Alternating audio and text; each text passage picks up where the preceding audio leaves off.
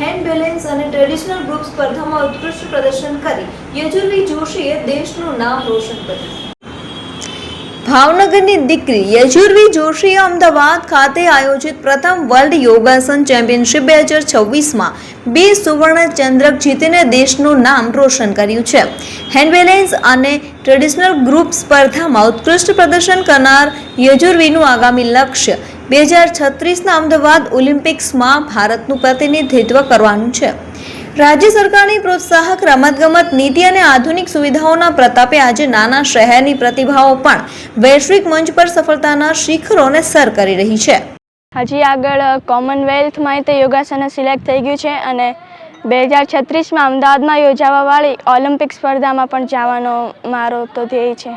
તો ખૂબ જ આનંદ થયો કેમ કે એને એટલા વર્ષથી એની એટલી બધી યોગમાં એની સતત એનું પ્રેક્ટિસ કરતી હતી. અમે પણ એને સપોર્ટ કરતા હતા.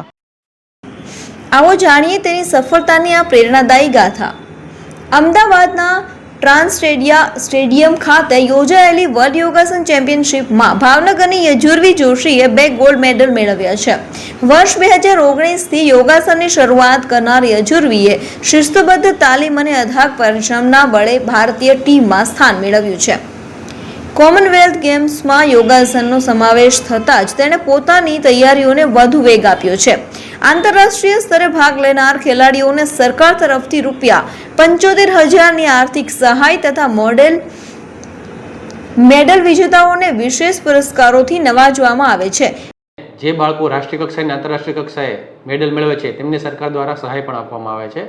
આંતરરાષ્ટ્રીય કક્ષાએ જે સ્પર્ધાઓમાં ભાગ લે છે તેવા ખેલાડીઓને સરકાર દ્વારા ₹75,000 સહાય આપવામાં આવે છે અને જે મેડલ મેળવે છે તેમને ખાસ પુરસ્કાર આપીને સન્માનિત કરવામાં આવે છે. પરિવારનો સાથ અને સરકારનું આ પ્રોત્સાહન જ તેની સફળતાનો મુખ્ય આધાર છે.